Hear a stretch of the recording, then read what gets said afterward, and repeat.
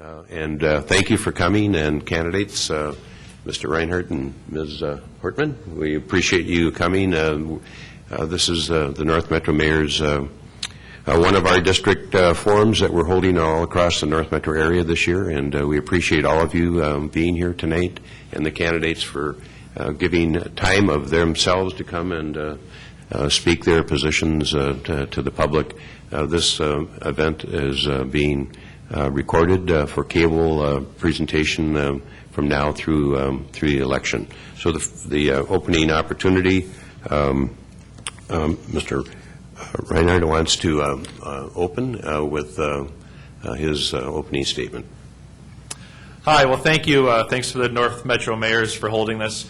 It's an honor to be able to run for House of Representatives. I come here as a guy who's been involved in the community for years. For people that maybe don't have a background on me, I served a total of 9.5 years in the service, 4.5 active duty Navy, including the Gulf War, and then 5 years in the Minnesota Army National Guard. I crossed over. I've been involved. I was honored to get the Mayor's Good Citizenship Award and Key to the City of Brooklyn Park after years of community service here in Brooklyn Park. I served as chair of the Parks Commission. I currently serve on the Citizens Long Range Improvement Commission. I've been a member of the Brooklyn Park Lions. As a Lion, I started the Brooklyn Park Lions Drum and Bugle Corps. Actually, as the first president of the board of that organization. That really helped a lot of kids in the community. And I've just, I've been on the Historical Society Board of Directors, member of the Coon Rapids VFW. So, and I've also served in other capacities in transportation on the Met Council Transportation Advisory Board and on the State of Minnesota Special Education Advisory Panel, so I have some transportation and education background. I come here as a guy who has been in the trenches, has been out there helping the community, serving the community, knowing what the community needs. I've also been fighting for free market and local issues. A lot of people know me from this summer with the big flag rally on Highway 610 when MnDOT took down flags honoring our troops. I started a Facebook page, got on radio and TV, was able to help force MnDOT to get the flags back up to honor our troops. Again, I have a brother who's over in the Middle East right now, and obviously I served. Also, I fought really hard for the garbage issue to maintain free market choice for citizens in Brooklyn Park last year, something that we were able to turn hundreds of citizens out, and I had over an 80% support of keeping the free market choice available for residents. So long history of being involved in the community. I've lived here with my boys. I've been active in school, spending a day a week for the past few years in the classroom, actually, again, just out there, seeing the reality of what's going on in education, seeing the reality of what's going on in housing, seeing how our community is being hit economically. And I stand for growing jobs in the community, and that comes on my side from lower taxes, being business friendly, limited sensible government, less nanny state, less government intrusion, and again, just continuing that free market. So it's an honor to be here and represent and share my values, and thank you very much. Ms. Hortman. Thank you for having us tonight. My name is Melissa Hortman. My husband and I bought our home in Brooklyn Park 20 years ago, and we have raised our family here. Our son and our daughter attend Champlain Park High School. Over the years, I've gone from being a volunteer at Monroe Elementary School in my children's classrooms to an involved parent on the Anoka-Hennepin Parent Legislative Team, advocating for fair school funding at the state capitol. I've worked as a volunteer to help pass levies in both the Anoka-Hennepin and the Osseo school districts. When my children were young, I was a Sunday school teacher and a Girl Scout leader. And as they got older, I volunteered on Brooklyn Park City Commissions, first on the Human Rights Commission and then on the Citizens Long Range Improvement Committee. I've been active as a volunteer in our community for 20 years, working to strengthen both our schools and our city. From my perspective as a small business person and a parent, and also listening to what people have to say at the doors, I think there's three really important issues facing our communities right now. First is reducing mortgage foreclosures. Second is keeping our K-12 schools strong. And third is making sure that college stays affordable for middle-class families. I've been an effective advocate at the state capitol because I believe in working together across party lines to get things done. Working with Democrats and Republicans, I've been able to increase funding for the Anoka-Hennepin School District and the Osseo School District. Working with Democrats and Republicans, we got the North Star Commuter Rail passed, and we passed the 2008 Transportation Funding Bill, which funded a third lane on Highway 10 and also funded the engineering work on Highway 610 so that it was shovel-ready, and it was the first state project funded by the federal economic stimulus. Bipartisanship works. Cooperation works. The citizens of the North Metro area have a lot of things to show for the fact that when their legislator can work across party lines, things get done. Thank you. All right. Comment back, rebuttal? Well, just as far as working across party lines, and a couple of the examples, the Highway 610, again, was done due to federal Obama stimulus debt money that we're all going to pay for, not out of responsible priority spending in the legislature. That should be made clear. And also, working with Republicans, talking specifically about the veto override. Again, that's, to me, not coming across party lines. That's getting 6, if you want to call it soft Republicans, one of which is running as a DFLer for House Representatives this year, by the way, to come over in support of a massive tax increase. It's the reason why your tabs are hundreds of dollars more. It's the reason why gas is partially as high as it is now. And I want to see, to me, that's not crossing over and being bipartisan. That's something completely different. Rebuttal opportunity? No, I'm very proud of the work that we've done to get people moving through our highways. The transportation override in 2008 was very bipartisan. It was Republicans that helped build the bill and actually wrote the bridge safety portions of it. And so I think what's really important is to look at the quality of life improvement that it's brought to people. They're not sitting in gridlock for the number of hours that they used to be before the bill was passed. Okay, now we'll start with the prepared questions, and the candidates have seen these questions prior to tonight. So we'll start with Melissa. You are the first to respond, and the question is, if elected, what will you do to ensure that the 2013 legislature works in a less adversarial way internally and with Governor Dayton and finds ways to resolve major policy differences? Well, I've served in the legislature as a member of the majority that's in charge of the legislature, and I've served as a member of the minority party when we haven't been in charge. And under both situations have been very productive and got a lot of things done. I think the most important thing is it starts out with treating other people the way you would like to be treated. You can disagree without being disagreeable, and public policy isn't personal. It doesn't have to be made personal. You can stick to the issues and be substantive and talk about the pros and cons of the issue without turning it into a personal dispute. Whether I'm in the majority and have an opportunity to serve as a leader or a chair of a committee, or whether I'm in the minority and just another member, I foresee focusing on the 3 priorities that I outlined in my opening statement. We really need to reduce mortgage foreclosures so that real estate values can stabilize. I believe that's key for the economic recovery. We also need to strengthen our K-12 schools because Minnesota's traditionally been a leader, but we've kind of been coasting, and other states ran to catch up, and now we have to pay attention and get back on our game. And third, college tuition is becoming out of reach for just too many middle-class families. So it's definitely in the economic interest of the state to work on keeping that in check. Mr. Reinhardt. The question? Again? No. Okay, yes. It's not a rebuttal. Not a rebuttal, the question. Okay. We just had a debate here 2 weeks ago, roughly, and all 3 representatives that represent portions of Brooklyn Park were present. All 3 Democrats who have been in office for quite some time and have all had various leadership roles. And all 3 just constantly talked about being bipartisan, working across party lines, compromise, getting things done. And the elephant in the room, of course, was that they were part of not 1, but 2 state government shutdowns. Not just the first state government shutdown in Minnesota history, after about 0 and 140 years before they arrived, but also a second one, which is the longest one in any state in U.S. history. So obviously, having leadership roles in the party and having 3 representatives here, there's a disconnect somewhere and not working across lines. And again, one of them happened with Democrats having a majority and a Republican governor, and one happened with Republicans having the majority and a Democratic governor. So there's something to be said about the final result, and there's taking responsibility, and if you work to get the job done, you have to eventually accept the result as part of your record. I'm a guy, as I said, and it looks like time came up a little soon, but I'm a guy who has been out in the community working with all different people, have a diverse background.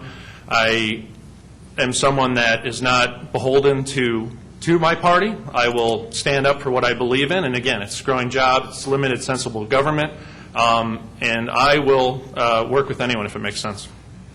Okay. A rebuttal opportunity? Yeah, both of the government shutdowns that happened when Republicans were in control of the House of Representatives and not when I was in any leadership position. The 4 years that the Democrats were in control of the House of Representatives in the state of Minnesota, we finished on time and on budget each year. In 2005, Pawlenty ended the shutdown by coming forward with the health impact fee, and in this last, 2 summers ago, Governor Dayton ended the shutdown by coming a long ways towards the Republican position. So I have worked very hard to prevent any kind of gridlock at the state capitol, and I feel that in the times that I've been in leadership responsibility, we've gotten the job done. Mr. Reinhardt, a comment? Rebuttal? No, I mean, I think just, the facts speak for themselves. And if you're going to run, especially on the slogan, it's time to get the job done, then the job doesn't get done, then you need to take responsibility for that. And I think we can't afford another shutdown, and I believe I can be part of the solution, not part of the problem. Okay, the next question, and Mr. Reinhardt, you lead off. The next question is, if elected, which committees would you seek to serve on, why, and how do these committees mesh with the priorities for your district? Well, certainly I would seek the Transportation Committee. It's huge in this district. Obviously, we need to get 610 fully completed and should be done with responsible spending at the legislature. I believe we had a great window of opportunity a few years back when we could have maybe captured some of the businesses that were currently over in Maple Grove, some of the things that people are clamoring for, shops and restaurants. And now there's, with the economy coming back and with Target coming in, and there's another big window of opportunity. And so we need to be sensible about how we spend transportation dollars. With $1 billion downtown light rail going in, with other $1.2 billion proposal out to Eden Prairie, with North Star, which by any measurables has been a complete failure at $317 million, you have to look at maybe prioritizing that money into getting roads and bridges first. As far as, I'd also look to maybe seek to get on the Veterans Committee, obviously being a veteran, and as I said, having a brother over in service now. And I would also be interested in education and others, but education obviously to continue to push for school choice, to continue to push for equalizing funding between suburban and urban schools, and to push for something that my opponent was against, which is having teacher performance be at least a factor in schools. Besides just straight seniority, we need to have teachers, just like any other job, based on performance. It's wrong when you have teachers of the year let go because they just don't have seniority. So those are things that I would be interested in that would suit this district as well as my particular skill set and interests. Ms. Hortman? Yep. If I were fortunate enough to be reelected to represent this community, the committees that I would ask to be appointed to would be the K-12 Education Finance Committee, Civil Law, Energy Finance, and Transportation Finance. The reason I would like to be on the K-12 Finance Committee is I think the most pressing problem facing our state right now is the achievement gap. No business would accept the rate of failure that we're seeing in our K-12 education system. Every year we should be graduating 65,000 high school seniors, and we need to make sure that every single one of those students has the tools that they need to go forth and be a successful member of the economy. We're way behind the curve in Minnesota in terms of the numbers of children who are in early childhood learning opportunities and in terms of all-day, everyday kindergarten. And this is not a measure where we want to fall behind other states. I'd like to serve on the Civil Law Committee because I would like to continue my work fighting mortgage foreclosures. We had some common sense legislation that was introduced in the last biennium to require that banks do something as simple as make sure that homeowners aren't eligible for some of the national programs or the settlement or the bank's own refinancing opportunities before the bank goes ahead and forecloses on the home. We all lose when banks foreclose on homes in our communities. It really has a hit on our value, and that makes people more reluctant to spend. So in order for the economic recovery to move forward, we need to fight mortgage foreclosures in our community. Rebuttal? Well, I mean, as far as foreclosures, it's a big issue, but again, in a way, foreclosures, perhaps, I know it's been almost one of the best things that happened in my neighborhood in particular, because you had a lot of people coming in who couldn't afford the house. They were getting way over their head, and again, I mean, you have to be careful, again, with government coming in and bailing out too much. Now, because of the foreclosure crisis, you actually have families moving in who have solid income, because banks now require to make sure that you have solid income. They're coming in, they're good citizens. We've had a total renewal in our neighborhood. So, there's a lot to the issue. Any other comments? Rebuttal? Well, one thing I think is just really important to point out is that the 5 banks just entered into a multi-$100-million settlement because they were foreclosing on people inadequately. And so it's very important now that this settlement is in place is to make sure people who were treated improperly by their bank are not eligible for some relief under that lawsuit settlement before their bank comes and takes their house. Okay, thank you. Question number 3, and question number 3, Ms. Hortman, you'll lead off. And that is, will you actively support increased investment in essential public infrastructure such as road and transportation improvements that help businesses and create jobs? Yes, this is a really important time for Minnesota to invest in its infrastructure. Right now, the state of Minnesota can borrow at an interest rate of 2%. For a family, this type of borrowing would be the kind of things you would use for improving your home. In the state of Minnesota, the type of infrastructure we borrow to improve is the sanitary sewer system, roads and bridges, the transit system, and then building up our colleges and universities to prepare our students for the jobs of tomorrow. Since we can borrow at 2%, and since as a state we have a very low level of debt for that kind of building in our state, it's an excellent time for us to take advantage of the low interest rates and do some of these building projects. As a government, it's very hard to stimulate job growth, but one of the things we can do is invest in the infrastructure. That hires Minnesota firms and Minnesota employees to do the work, and it will make us ready when the recovery comes to grow even faster. Mr. Reinhardt. Well, there's 2 key words in the question. Increase investment, which, again, if you're going to increase in one area, since I want to hold government steady or reduce government and not raise taxes, then decrease in another area. Yeah, I mean, I may be for increased investment, if you want to call it, in transportation. But too often the investment word is used as spend and the revenue word is used as tax. In other words, tax and spend. Yeah, we do need roads and bridges fixed. But again, where does the money come from and where do we not spend it? As long as there's a accurate cost-benefit analysis of any project, I'll look at it, including transit. But, you look at how much fighting there was in the state and how outrage there was from taxpayers over about $300 million contribution for the Twin Stadium. And again, that's, North Star, $317 million. The downtown Central Corridor rail, that's 3 more stadiums. The one out to Eden Prairie, there's 4 stadiums, in essence. So you're talking about an incredible amount of money. You got North Star, which services just over 1,000 people a day, $317 million. You can buy them all, a $250,000 house and a $60,000 car, and still save money. And again, how much does this stuff cost? And that's what's asked too little in government, and that's one thing that I will go and make sure it's accountable. Accurate cost-benefit analysis of any project, whether it's roads, bridges, transit, and just being responsible and making sure that people out there know that they've got a representative that's responsible with every single dollar of their taxes. Okay, rebuttal comment?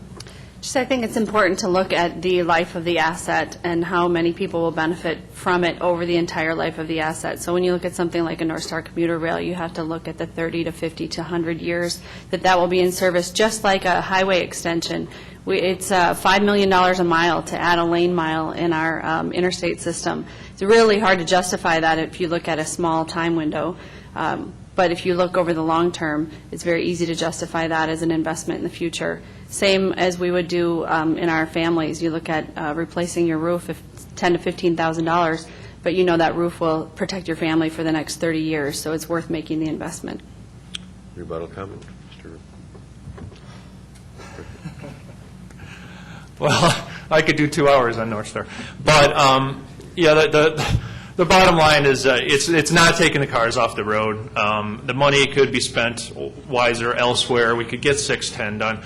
These projects, when you look at a ticket, what it should cost on North Star, $89, $90 versus the 17-something people are paying now. Again, it's just where is the greater benefit? And especially when people are hurting out there and when every tax dollar matters, we have to be responsible. We can't just have toys. Whether a lot of people like certain ones and don't like other ones, but whether it's the 3 stadiums my opponent supported, whether it's light rails my opponent supported, you can't have everything. You can't have increased investment in education, increased investment in transportation, increased investment. You keep hearing that over and over again. You have to have a point where you say, I'm going to hold the line and I'm going to keep some money in people's pockets. Okay. Mr.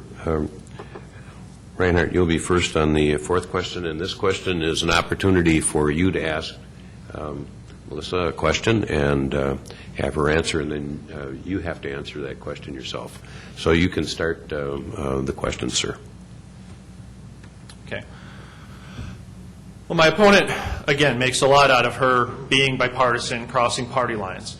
And she sat with Representative Denise Dietrich, who was brought up a lot in the last debate. Denise Dietrich, again, from the same Senate district, representing the same neighborhoods nearby, just district up north. And Dietrich, I believe, gave my opponent a lot of cover by coming across the lines and supporting conservative measures, the marriage amendment, conceal and carry, opposing public funding of abortion, voter ID, cutting aid to sanctuary cities that harbor illegal immigrants. She abstained from the Twin Stadium when my opponent supported it. And she also voted against other things like my opponent's deed mortgage tax increase. So I guess the question then is where is a major issue where you've left your party and went over with Republicans, again, not just getting Republicans picked off to have tax increases, and how can you continue to sell this to the voters of this district that you're truly bipartisan or some sort of conservative Democrat? The best example was in my first term when the Republicans were in charge of the Minnesota House, and they had a fine K-12 education bill, and it did very good work for Anoka Hennepin. And my side wanted to take down that bill. And I said, why do we want to take down that bill? And the answer was, we don't want them to be successful with their bill. And I said, that's not a reason. And I voted for it. Spent off and on 4 days in leadership's office, getting beat up for it. And then there are people on my side of the aisle who, for the next 4 years, held that grudge because they felt that we had an opportunity to score one against the Republicans, and I wasn't willing to participate in that activity. And how would you answer your own question?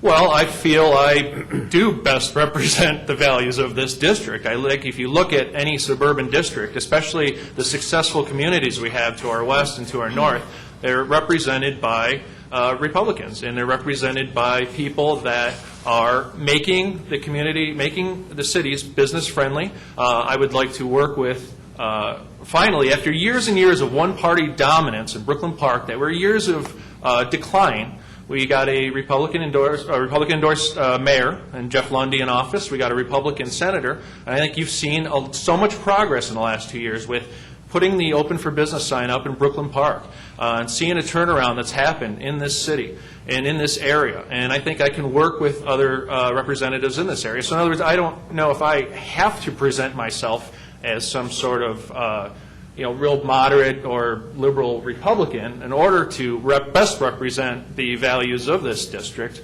versus, selling myself again as something I'm not. Again, what I accuse my opponent of, saying that she is, moderate or some sort of conservative Democrat during election season, and then being completely different with the voting record when she's not. You can take a couple votes in the first session, and actually I probably should have left off that first session because I know there was another one that you had that was relatively moderate the first session. But after that, and again, with things I've mentioned on almost every major issue, I just have not seen the moderate across the aisle and all the buzzwords that I see in the campaign literature.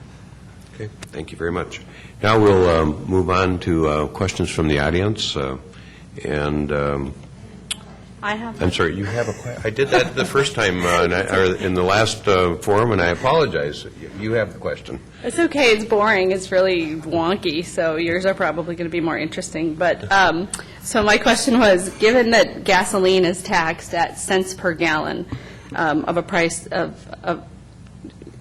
instead of a percentage of the price of gasoline, like the income tax is a percent, the sales tax is a percent. So as inflation increases over time, revenues to the state increase so that we can buy the same amount in each succeeding year. But the gas tax as a cents per gallon is frozen in time.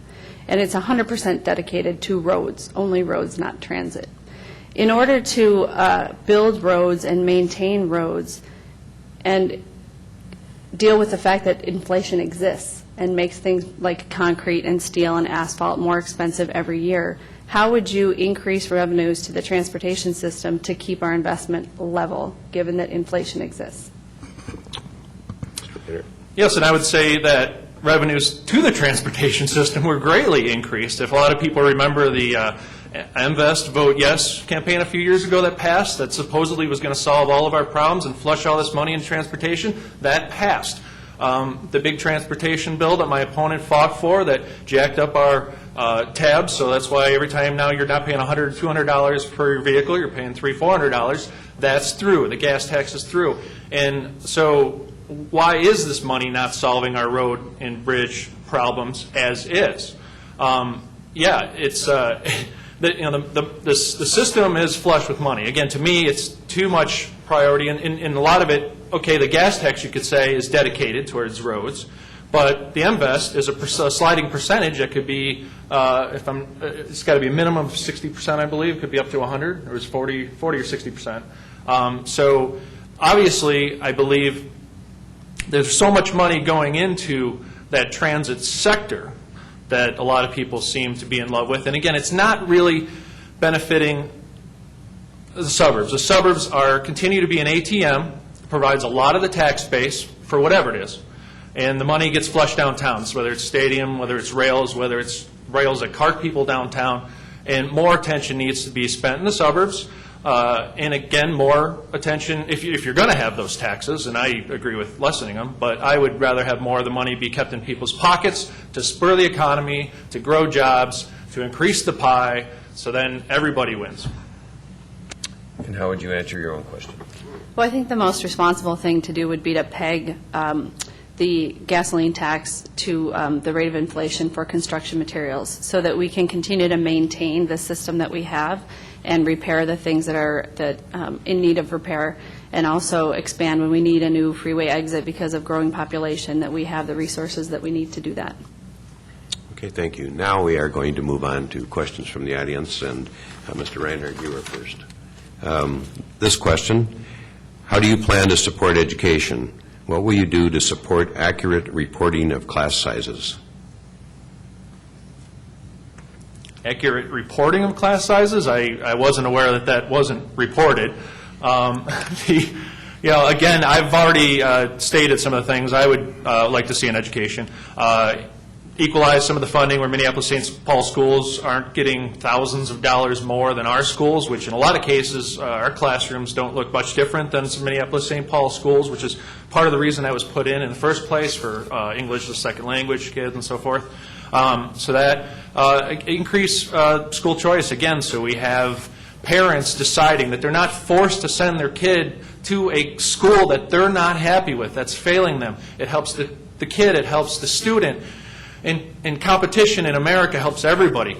And by doing that, you'd be amazed with what charter schools and private schools are doing on a fraction of the money that's going into some of the public schools. And then again, finally, the making teacher performance be a factor rather than just seniority.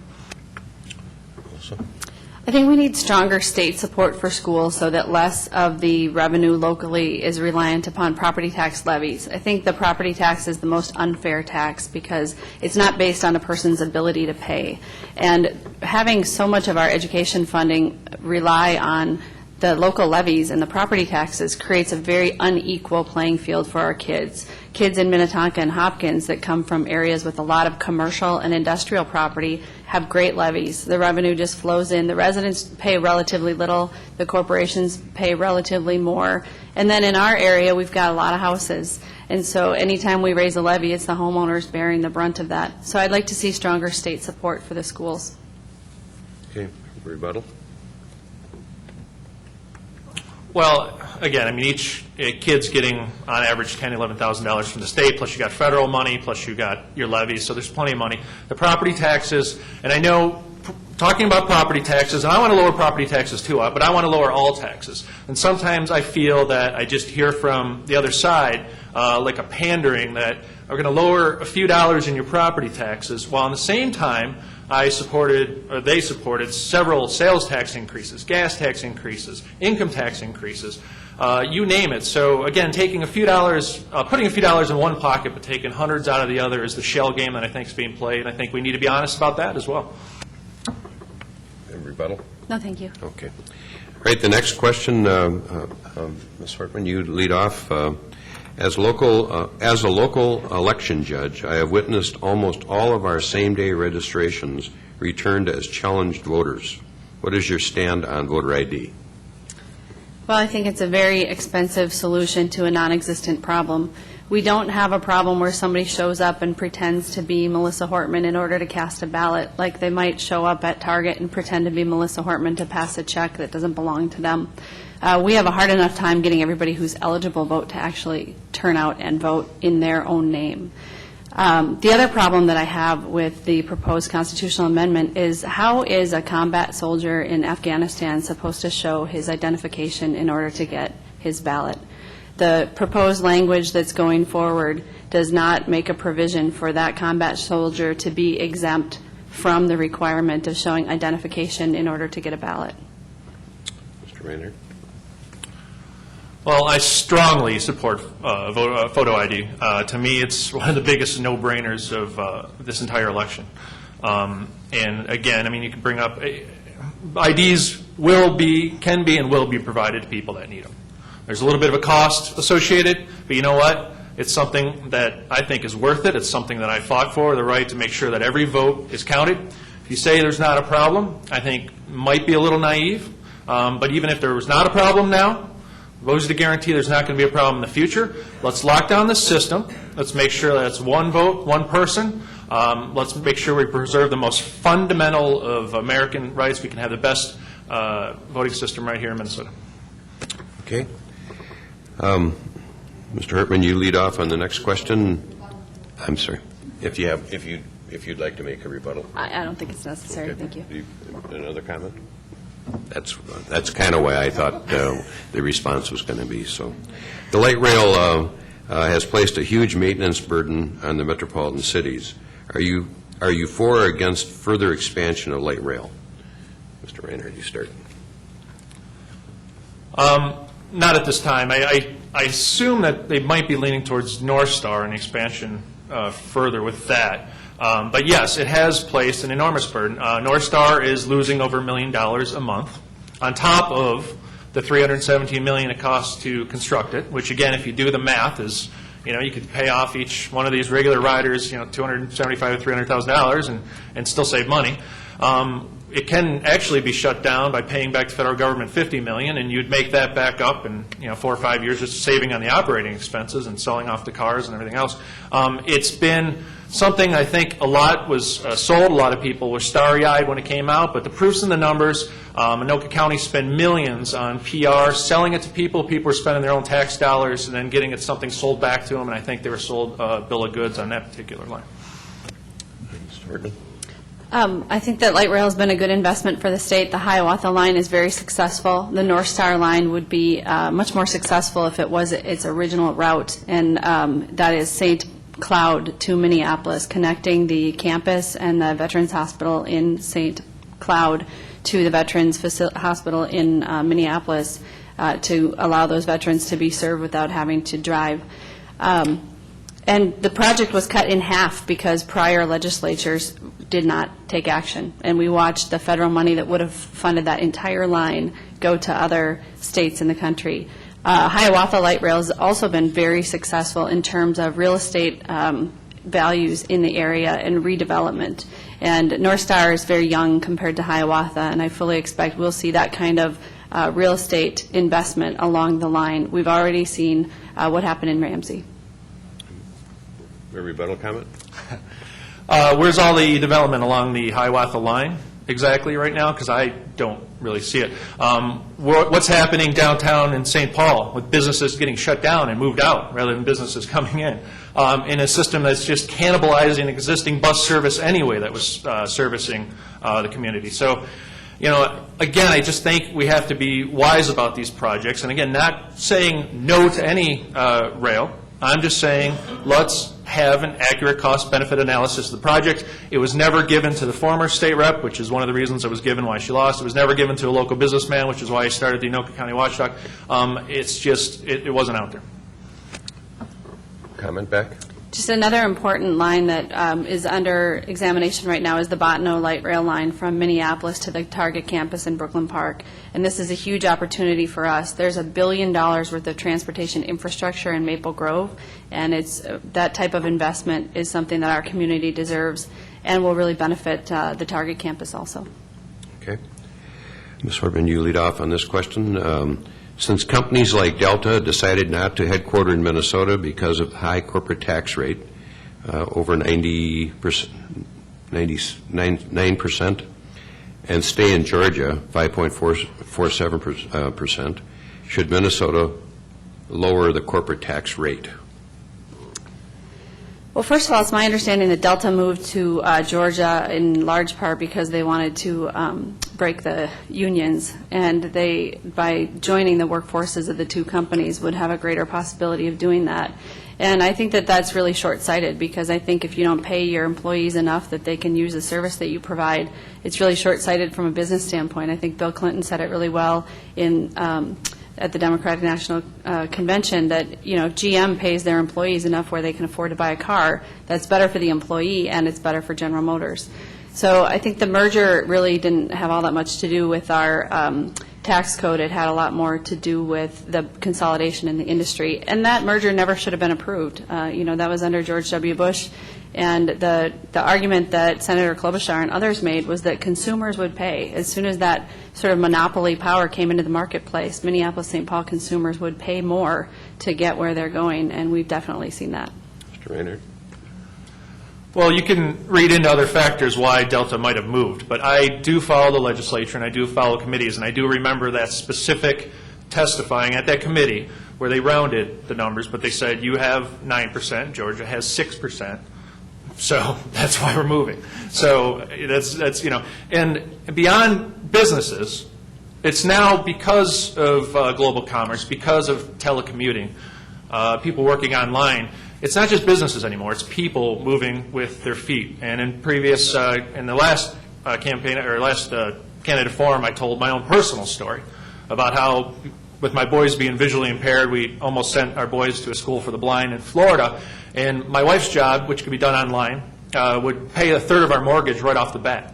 So again, if you can do your job online, if you can work, it's not just business. We got to make friendly for a tax-friendly climate for businesses and individuals. I don't know how else to say it. Any other comment? I would just say one other important thing to look at is not just the corporate tax rate, but the deductions that are allowed. Minnesota has a higher numeric rate, but when you look at the effective rate, the amount that corporations actually pay, we have a lot of deductions in Minnesota that are not available in other states. Any other comment? Okay. The next question, Ms. Hortman, you will lead off. How do you plan to help education spending, class sizes, and academic opportunity across the state? Well, I think it's going to be a difficult challenge in the next biennium. We're already projected to have a $1.3 billion deficit, and we owe the schools $2.4 billion that was borrowed in the last biennium. So it's a particularly difficult time to invest in schools. I do think that a fair tax code is in order. I think that the richest Minnesotans should pay the same percentage of their income in taxes as middle-class Minnesotans, and I think that that small amount could help make a big difference. But I think we're really going to have to wait for some economic growth to make some substantial changes in education funding. Mr. Reinhardt. Well, we have to make sure our schools are getting funded. We have to make sure our teachers are being compensated well. But again, we also have to make sure the dollars are being directed into the classrooms. We got to make sure the money's being spent wisely. We have to look at some things that other schools are doing it, whether charter schools or private schools that are doing it on a fraction of the money and how they're doing it. And even with larger class sizes sometimes, class size is a key thing that everybody wants to focus on. But there are schools that are really successful. Parnassus over in Maple Grove, a new charter school that has larger class sizes, but a whole different way of teaching and thinking and disciplining kids. And I think there's a lot we need to do. And I talked about some of the things earlier again, teacher performance measures. But again, make sure it's coming into the classroom. I ask a lot of teachers myself, when you look at, even at $10,000 a kid, it's much more than that. If you got 25 kids, that's $250,000. Subtract your salary and benefits, and then you ask where the money's going. Why am I, do the math. Okay, thank you. Now we will move to closing comments, and we'll give each about a minute and a half. Ms. Hortman, you're first. Thank you. Excuse me. Thank you for having us tonight. I would like to start my closing comments by saying that bipartisanship works, and collaboration works, and cooperation works. Senator Cruz and I got the Coon Rapids Dam repaired. We know that when you work bipartisanly, you can get things done. There's more work to do. Bipartisanship in the past has brought us the third lane on Highway 10, the North Star commuter rail, significant improvements in our community colleges, North Hennepin Community College and Anoka Ramsey Community College, but there's definitely more work to do. The achievement gap in Minnesota is one of the largest in the nation. It is a substantial challenge. College tuition is creeping up, and too many middle-class families can't afford college tuition for their kids anymore, and we don't want students coming out of college saddled with huge amounts of debt. These are very large problems, and the only way we will solve them is Democrats and Republicans working together in order to make progress. I've always been a very strong advocate for the North Metro. I've been a real fighter for our area, and I will continue to do that, but I'll do it in a respectful way, in a way that reaches across party lines and works with people instead of against them in order to get things done. Thank you for having me, and I would be honored to have your vote this fall. Mr. Reinhardt. Well, and again, I encourage people to get in touch with candidates, ask us hard questions, and look at the voting records. And again, look at this bipartisanship talk. Does it match the voting record? I brought up several things tonight. I can bring up several more. And in the past, if somebody had shut down state government for the first time in history once, they probably wouldn't get reelected. But my opponents shut it down twice. If they had built one taxpayer-funded stadium, they probably wouldn't get elected. She's 3. If they had supported one major tax increase, again, sales tax, gas tax, income tax increases, deed and mortgage tax, look at the records. But it's not just about my opponent, because it's not why she shouldn't be reelected. It's partially about that, but it's also about why I should be elected. Because I'm a guy who came from the community, has served the community. Again, I've been out there in the trenches. I've made a real difference with all different communities, with all different people. And I'm somebody that's going to go out there and fight for this area. And yes, I will work together. I will work with other area legislators. I'll work across party lines if need be. But I'll also stand by my principles. And my principles are holding government, keeping taxes low, increasing business, less nanny state, less government intrusion, growing jobs, sensible government, and protecting the free market and representing my people. I ask for the vote of this district because they deserve strong, responsible leadership. And thank both of you very much for coming tonight and participating in the forum, and thank all of you for being here tonight. Let's give our candidates a round of applause, and thank everyone for who was here tonight for the entire session, and thank you again. Take care. Have a good night. Good luck.